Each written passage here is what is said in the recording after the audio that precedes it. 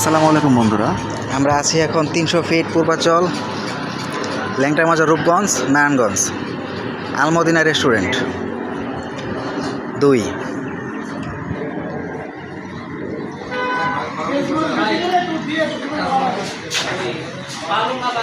এখানে বিভিন্ন প্রকারের মিষ্টি পাবেন, ভেতরে বসার জায়গা আছে, হাত মুখ দেওয়ার জায়গা আছে। এখানে তরকারিতে মাছ, মাংস, ডাল, ভাত, ভর্তা সবই পাবেন।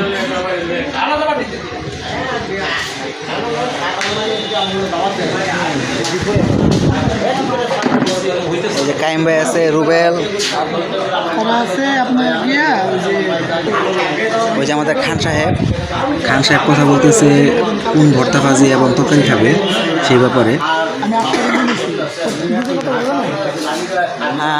আমি আছি, দুপুরে খাওয়া দাওয়া করবো।